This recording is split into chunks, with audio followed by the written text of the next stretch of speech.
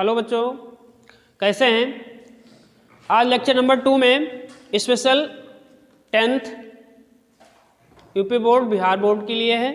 जैसा कि आप जानते हैं, हमने लेक्चर नंबर 1 में आपको बताया था कि अभिक्रिया कितने प्रकार की होती, और हमने जो है अभिक्रिया की परिभाषा भी बताई थी। हमने बताया था कि अभिक्रिया 2 प्रकार की होती हैं, एक रासायनिक अभिक्रिया होती है और एक भौतिक अभिक्रिया होती है, और हमने दोनों की परिभाषाएं भी क्लियर करवा दी थी कि रासायनिक अभिक्रिया वो अभिक्रिया होती है जिसमें 2 या 2 से अधिक पदार्थों के मिलने से किसी नए पदार्थ का निर्माण होता है, और जो भौतिक अभिक्रिया होती है उसमें 2 या 2 से अधिक पदार्थों के मिलने से किसी नए पदार्थ का निर्माण नहीं होता है। हमने 4-5-10 अभिक्रियाओं के नाम लिखवाए थे और बताया था कि नेक्स्ट वीडियो में आपको हम एक एक अभिक्रिया की परिभाषा प्लस जो है उनके उदाहरण आपको बताएंगे। तो आज की अभिक्रिया में लेके चलते हैं। सबसे पहले अभिक्रिया जो हमने आपको बताई थी, संयोजन अभिक्रिया या योगात्मक अभिक्रिया या संकलन अभिक्रिया। संयोजन का मतलब क्या होता है, योगात्मक का मतलब क्या होता है, ठीक है।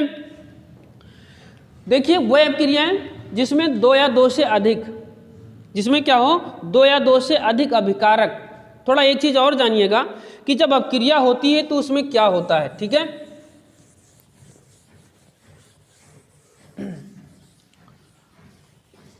अभिक्रिया जब पढ़ेंगे तो उसमें क्या होता है, देखो अभिक्रिया में 2 चीजें होती हैं बेटा। एक होता है रिएक्टेंट, क्या होता है, और एक होता है प्रोडक्ट। क्या होता है? प्रोडक्ट होता है बेटा। कि आप क्या करोगे, सबसे पहले रिएक्टेंट लोगे और रिएक्टेंट से क्या बनाओगे, प्रोडक्ट बनाओगे। बनाओगे नहीं बनाओगे? तो अब ये भी चीज आपको पता होनी चाहिए कि रिएक्टेंट जितना लोगे उतना ही प्रोडक्ट बनेगा, ठीक है। तो देखते, आप जिसको देखते रहिए। हम जो है नेक्स्ट वीडियो जब बनाएंगे, वीडियो नंबर 3, ठीक है, तो उसमें हम आपको अभिक्रिया को संतुलित करने का तरीका भी बताएंगे, ठीक है। लेकिन आज शुरू करते हैं। सबसे पहला पॉइंट डाल लो, संयोजन अभिक्रिया। संयोजन अभिक्रिया, संयोजन अभिक्रिया क्या होता है? इसमें 2 या 2 से अधिक पदार्थों के मिलने से, जिसमें 2 या 2 से अधिक पदार्थ, जिसमें क्या होता है 2 या 2 से अधिक अभिकारक आपस में मिलकर के किसी नए पदार्थ का निर्माण करते हो, क्या होता है, उसे हम संयोजन अभिक्रिया या क्या कहते हैं, युग्मन अभिक्रिया कहते हैं। जैसे मान लो कि 2 तत्व कौन कौन से हो, कोई भी 2 तत्व ले लीजिए। मान लीजिए क्या हो बेटा, आपके पास 2s2 हो और प्लस O2 हो, है ना।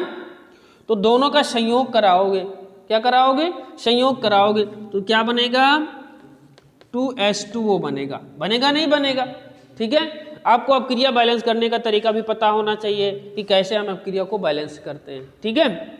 और जैसे मान लीजिए क्या हो आपके पास, जैसे मान लीजिए NaCl हो, सॉरी Na+Cl हो, तो क्या बनेगा, NaCl बनेगा। और मान लीजिए क्या हो, PCl3 हो, Cl2 हो, ठीक है, तो क्या बनेगा, PCl5 बनेगा। तो बच्चों आपको पता होना चाहिए कि H2O क्या होता है बेटा, जल होता है। NaCl क्या होता है बेटा, सोडियम क्लोराइड होता है। क्या होता है, सोडियम क्लोराइड, ठीक है। और ये फास्फोरस पेंटाक्लोराइड होता है, ठीक है, फास्फोरस पेंटाक्लोराइड होता है। तो अब इसमें देख, आपको पता चल गया होगा कि 2 या 2 से अधिक तत्व क्या करते हैं, आपस में मिल रहे हैं और किसी नए यौगिक का निर्माण कर रहे हैं। तो ये कौन सी अभिक्रिया है बेटा, संयोजन अभिक्रिया है। कौन सी अभिक्रिया है, संयोजन अभिक्रिया है। जैसे और बहुत सारे एग्जाम्पल ले सकते हैं, जैसे मान लीजिए सल्फर की क्रिया करा दो, ऑक्सीजन के साथ करा दो, या और बहुत सारी अभिक्रियाएं हैं जिसको आप जो है जिसके माध्यम से समझ सकते हैं। तो संयोजन आपको समझ में आ गया होगा कि इसमें क्या करते हैं, 2 या 2 से अधिक तत्व आपस में मिलकर के किसी नए तत्व का निर्माण करते हैं, संयोग करते हैं, मिलते हैं, तो उसे हम क्या कहते हैं, संयोजन अभिक्रिया, ठीक है। अब मान लीजिए, अब बारी है विलोपन अभिक्रिया की, तो इसको थोड़ा सा स्क्रीनशॉट इसका ले लो, ठीक है। चलिए इसको डिलीट करते हैं। अब अगला पॉइंट डालो, वियोजन अभिक्रिया की। आप जानते हैं कि वियोजन में क्या होगा, विलोपन वियोजन, ठीक है, विखंडन कुछ एक जैसी होती है। अब मान लीजिए आपके पास क्या हो कि विलोपन अभिक्रिया हो, तो विलोपन अभिक्रिया वह अभिक्रिया होती है जिसमें क्या होता है कि एकल पदार्थ टूट करके 2 या 2 से अधिक भागों में बदल जाता है। जैसे हम लिख देते हैं विलोपन अभिक्रिया, ठीक है, विलोपन अभिक्रिया, या इसको हम कहते हैं विखंडन भी कहते हैं, ठीक है, या वियोजन, वियोजन भी कहते हैं इसको बेटा, सॉरी वियोजन भी कहते हैं, वियोजन अभिक्रिया। तो लिखिएगा हमारे साथ, सभी लोग लिखेंगे कि इसमें क्या होता है, कोई एकल पदार्थ, कोई एकल पदार्थ टूट करके दो या दो से अधिक रूपों में बदल जाता है, ठीक है, बदल जाता है, तो उसे हम क्या कहते हैं, विलोपन या वियोजन अभिक्रिया, ठीक है। अब देखो भाई, देखो क्या है कि कोई एकल पदार्थ हो, अभी आप पढ़ रहे थे कि दो या दो से अधिक पदार्थ आपस में मिलकर किसी नए पदार्थ का निर्माण करें, दो या दो से अधिक तत्व आपस में मिलकर किसी नए पदार्थ का निर्माण करें, तो उसको हम संयोजन अभिक्रिया कहते हैं। आपको ने बहुत सारे एग्जाम्पल सीख लिए थे, है ना। इसमें क्या करना है, कोई एकल पदार्थ लेना, मान लीजिए आपके पास क्या हो, PCl5 हो, क्या हो बेटा, PCl5, इसको क्या कहते हैं, phosphorus, phosphorus, phosphorus pentachloride, phosphorus pentachloride हो। अब ये फास्फोरस पेंटाक्लोराइड क्या करेगा, टूटेगा, किसमें है बेटा, थोड़ा सा हीट करेंगे इसको, तो ये बनेगा आपका PCl3 + Cl2। देखो एकल पदार्थ था आपका, था नहीं था, और ये टूट रहा है, जिसको टूटना पर क्या बन रहा है, फास्फोरस पेंटाक्लोराइड, है ना, और क्या बन रहा है, Cl2 बन रहा है, नहीं बन रहा है, क्लोरीन गैस बन रहा है। और मान लीजिए आपके पास क्या हो, NaHCO3, इसके दो भाग ले लीजिएगा, ठीक है। अब देखो ये एकल पदार्थ है, लेकिन एकल पदार्थ के भाग को हमने बढ़ा दिया थोड़ा, ठीक है, ये दो भाग हैं इसके। अब ये दो भाग क्या करेंगे, टूट जाएंगे, टूटेंगे नहीं टूटेंगे, तो क्या बनाएंगे बेटा, इसको सोडियम बाइकार्बोनेट कहते हैं, क्या कहते हैं,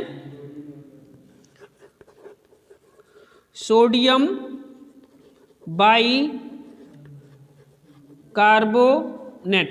ये टूट जाएगा बेटा, थोड़ा सा हीट करेंगे हम, तो ये क्या बनेगा, Na2CO3H2O + CO2। अब देखो बेटा, सोडियम कार्बोनेट बनेगा, जल बनेगा, इसका नाम लिखेंगे सोडियम कार्बोनेट, इसको कहते हैं बेटा वाटर, वाटर समझते हैं, वाटर मतलब पानी होता है। और ये कार्बन डाइऑक्साइड बेटा, कार्बन डाइऑक्साइड, ठीक है। तो इस तरीके से देख रहे हैं आप कि इसमें क्या है कि एक पदार्थ है, एकल पदार्थ है, टूट रहा है, हीट करने पर दो पदार्थ बन रहे हैं, दो या दो से अधिक भी बन रहे हैं, ठीक है।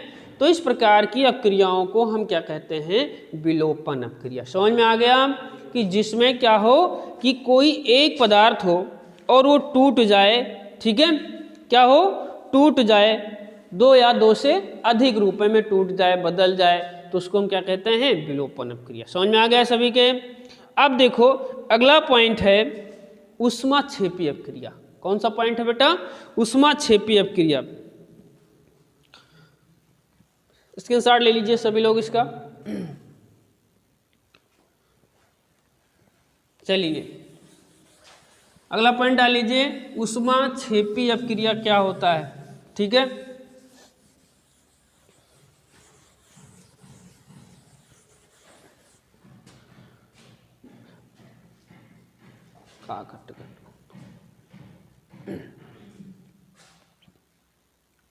लिखिएगा ऊष्माक्षेपी अभिक्रिया, टाइम भी देख रहे हैं, ठीक। ऊष्माक्षेपी अभिक्रिया जिसको इंग्लिश में कहते हैं एक्जोथर्मिक, क्या कहते हैं, एक्जोथर्मिक रिएक्शन,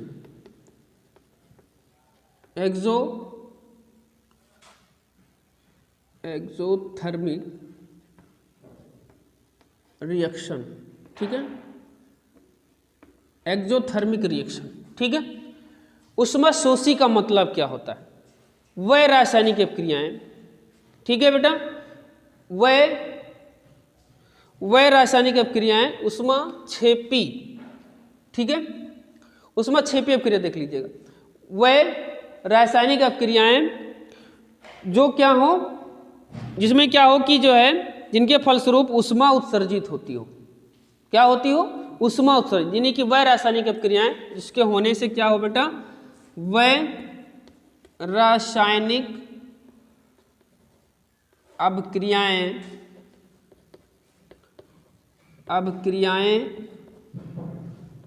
जिनके पूर्ण होने पर उष्मा उत्सर्जित होती है। क्या होती है बेटा? उत्सर्जित होती है। क्या? उष्मा उत्सर्जित होती हो। उष्मा समझते हैं आप, है ना? तो वह अपक्रिया कौन सी अपक्रियाएं होती हैं बेटा?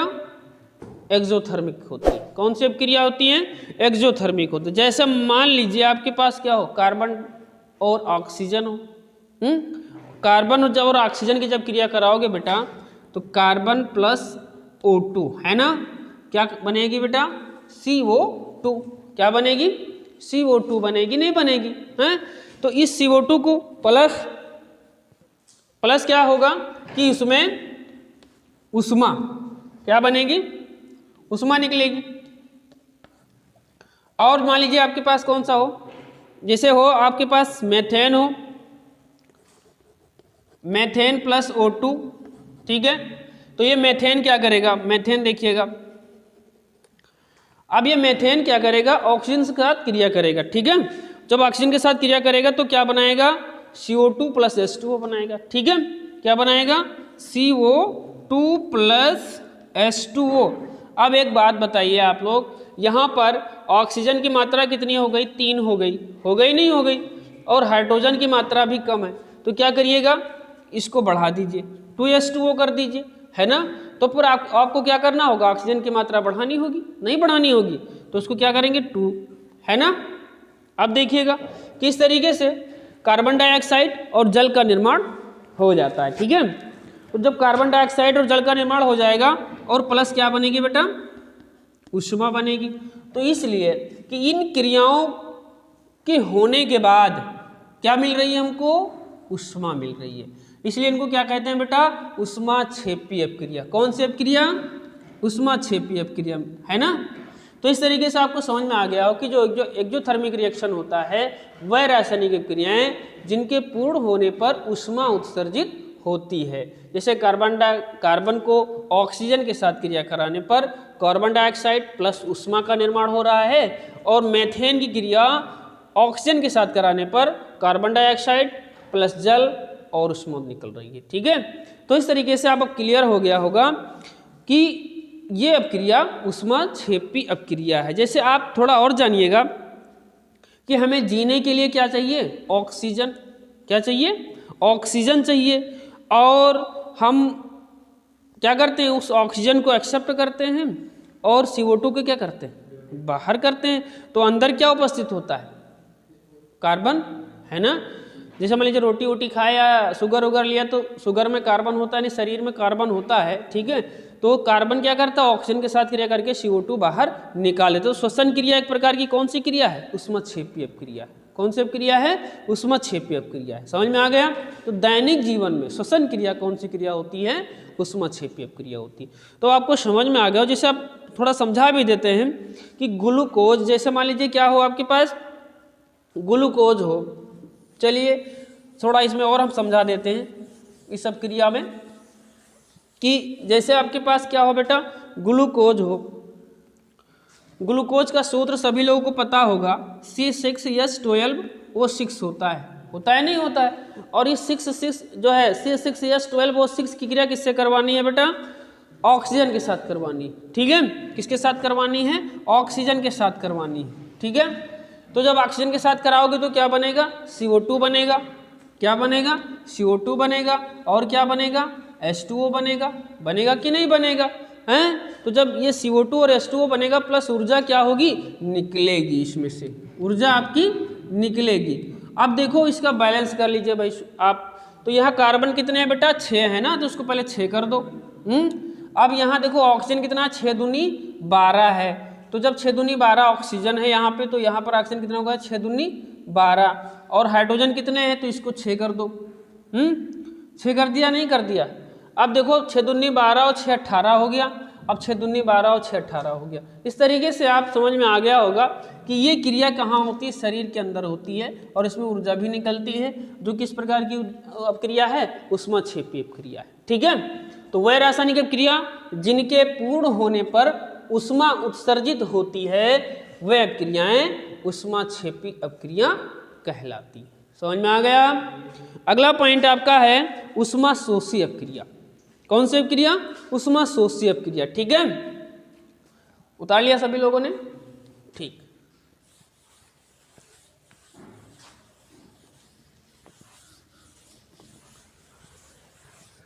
देखिएगा अब एंडोथर्मिक पढ़ेंगे हम लोग।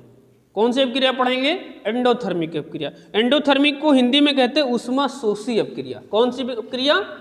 ऊष्माशोषी। ठीक है, ऊष्माशोषी अपक्रिया। ठीक है, ऊष्माशोषी अपक्रिया कौन सी अपक्रिया होती है? इसको हिंदी में कहते हैं एंडोथर्मिक। क्या कहते हैं? एंडोथर्मिक। Endothermic reaction. ठीक है, एंडोथर्मिक रिएक्शन। अब देखो भाई एंडोथर्मिक क्या होता है, अभी क्या कर रहे थे कि आप दो पदार्थ ले रहे थे, उनको मिला रहे थे, उसमें क्या कर रही थी, ऊर्जा आउट हो रही थी। इसमें क्या करना है कि दो पदार्थों को बनाने के लिए किसकी आवश्यकता पड़ रही है? ऊष्मा की आवश्यकता पड़ रही है। तो परिभाषा पहले आप लिखिएगा कि वह रासायनिक अपक्रियाएं जिनके फलस्वरूप ऊष्मा अवशोषित होती है, वह क्रियाएं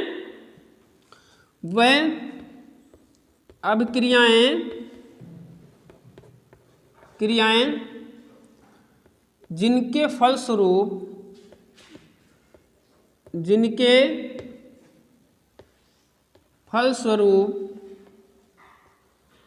ऊष्मा अवशोषित होती है। क्या होती है बेटा? ऊष्मा अवशोषित होती है भाई। ठीक है, ऊष्मा जब अवशोषित होती है मतलब समझो कि अभी दो चीज कर रहे थे तो उनके द्वारा ऊष्मा निकल रही थी, इस बार उन अपक्रियाओं को करना है जिसके द्वारा ऊष्मा अवशोषित हो रही। जैसे मान लो कौन सी अपक्रिया, जैसे मान लीजिए आप कापर ले लीजिए, या कापर को 2H2O जो है H2SO4 के साथ गर्म करो, 2 भाग लीजिए। ठीक है, तो क्या बनेगा? Copper sulphate plus 2H2O plus SO2 बनेगा। ठीक है, इसको हीट करने पर बनेगा, नहीं बनेगा? इसको हीट करने पर कापर सल्फेट बनेगा। मान लीजिए नाइट्रोजन ले लीजिए आप, नाइट्रोजन की क्रिया ऑक्सीजन के साथ कराओगे तो क्या बनेगा? नाइट्रस ऑक्साइड बनेगा कि नहीं बनेगा? तो नाइट्रस ऑक्साइड को बनने के लिए किसकी आवश्यकता हो रही है? यहाँ आप लिख सकते हैं, आप अभी अपनी समझ सकते हैं कि ऊष्मा लेंगे तब ये आपका क्या बनेगा? NO बनेगा। तो इसको हम क्या कहते हैं? Nitrous oxide. क्या कहते हैं? नाइट्रस ऑक्साइड कहते हैं। तो ये अपक्रियाएं ऐसी अपक्रिया है। मान लीजिए और बहुत अपक्रियाएं होती हैं, जैसे मान लो कार्बन है, कार्बन की क्रिया 2H2SO4 के साथ कराओगे, थोड़ा सा इसको ऊष्मा दोगे, ठीक है, तो क्या बनेगा? CO2 बनेगा, 2H2O बनेगा प्लस SO2 बनेगा। ठीक है, 2 भाग बनेगा इसका, समझे? तो इस प्रकार से आपको समझ में आ जाना चाहिए कि ये ऐसी अपक्रियाएं जिनको पूर्ण होने के लिए क्या चाहिए? ऊष्मा चाहिए, और जिन अपक्रियाओं को पूर्ण होने के लिए ऊष्मा की आवश्यकता होती है उन्हें हम ऊष्माक्षेपी अपक्रिया कहते हैं। क्या कहते हैं? ऊष्माशोषी अपक्रिया कहते हैं। क्षेपी में क्या होता है कि ऊर्जा निकलती है, और इसमें क्या होता है? ऊर्जा मिलाई जाती है। ठीक है, इसमें जब ऊर्जा मिलाओगे तभी अपक्रिया संपन्न होगी। बहुत ही इजी है, कुछ नहीं है, बस इसी की सहायता से क्या करेंगे आप लोग एक एक अपक्रिया करके इनका अध्ययन करेंगे।